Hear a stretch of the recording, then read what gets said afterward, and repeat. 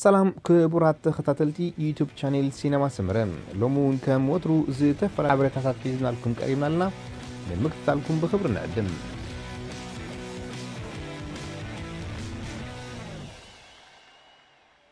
زيتنقرنبر زيتقبرس يلنك بهالمجس حقنتو مس غزيو نابر هالكازمتصم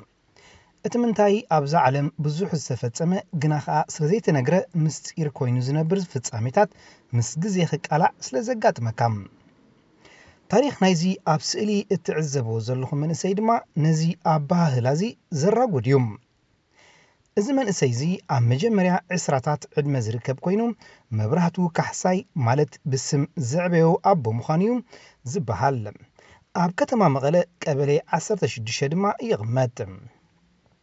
نسو بمسرت زحبرنا كاب ايرتراوي ابون ايرتراويت ادن زتولد كوان تخونم ابتي زله بمولو عدمغنا كلتيوم ولدو ايرتراويان مخانوم كفلت عدل ايرخبن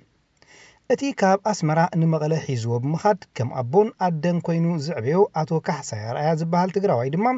እንተስ ንመብራህቱ ተሰኪፉ እንተስ ካለ ምስጢር ነይሮም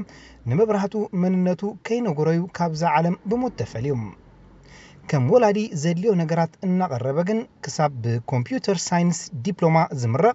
ኣብ ዝብጻሕ ኣብጽሕወዮም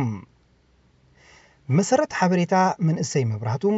ከም ኣቦ ኮይኑ ዝዕብዮ አቶ ካሕሳይ ራያም ኣብ ኣስመራ ዝቕመጥ ዝነበረዮም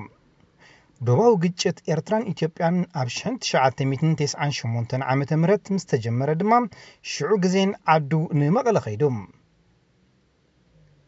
ኣብቲ እዋን ሽዑ ወዲ 3 ዓመት ዝነበረ መብራህቱ ግን ዘይፈልጦ ሓደጋዩ ኣጋጢሞም አቶ ካሕሳይ ብዘይ ኣፍልጦ ወለዱ ንመቐለ ሒዝዎ ኸይዶም ንመቐለ ሒዝዎም ስከለ ድማ ምስቶም ናብ መቐለ ድሕር ምኻዱ ተመርዒው ዝወለዶም ደቁ ኣዕብይዎም አቶ ካሕሳይ ንምንታይ ወለዲ ንዝነበሮ መብራህቱ ንመቐለ ሒዝዎ ከይዱ ክሳብ ሕጂ ንጹር መልሲ የለን አቶ ካሕሳይ ራያ ኣብ ኤርትራን ከሎም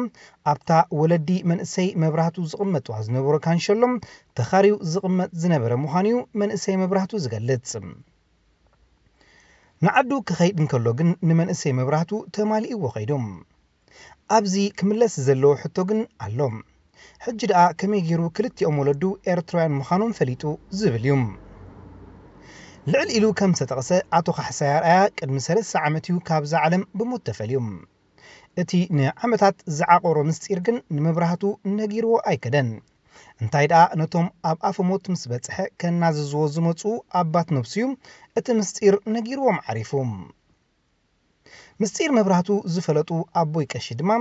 ግዜን ቦታን መሪጾም ንመብራህቱ ጸዊዖም ወለዱ ኤርትራውያን ምዃኖም ሓቢሮሞም እቲ ሓቀኛ ወላዲኡ አቶ ፍስሐዬ ተኽሉ ከም ዝበሃል እቲ ሓቀኛ ወላዲቱ ድማ ወይዘሮ አበባ ሃይለ ከም ትበሃል ከኣ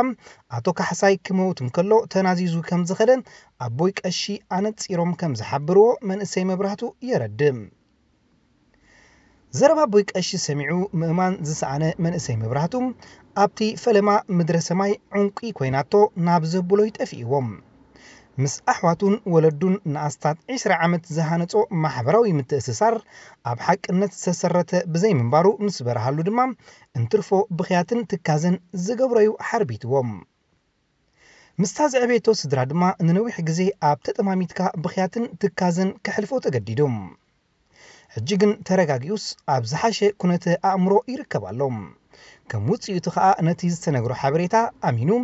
ኤርትራውያን ወለዱ ክደሊ መጺሎም ዝኸበርኩም ተኸታተልትና ዳሃይ ወለዱን ቤተሰቡን ንኽደሊ ኣብ ኣስመራ ዝርከብ መንእሰይ መብራህቱ ናታትኩም ምትሕብባር ይደልሎም ስለዚ ሓቀኛ ወላዲኡ አቶ ፍስሐዬ ተኽሉ ከም ዝበሃል ሓቀኛ ወላዲቱ ድማ ወይዘሮ አበባ ሃይለ ከም ትበሃል እናሓበረ ከዓ ነዞም ሰባት ዝፈልጥ ወይ ብዛዕቦም ሓበሬታ ኣለኒ ዝብል ሰብ ምስ ዝህሉ ብቁጽርታት ቴሌፎን 116266 ወይ ድማ 251 ናይ ኢትዮጵያ ምዃኑ 91962483 ክደግመልኩም ብቁጽርታት ቴሌፎን 116266 ወይ ድማ ባዶ 9 19 ባዶ 6 24 83 ናይ ኢትዮጵያ ምዃኑ ደዊልኩም ክትረኽብዎ ትኽእሉ ኢኹም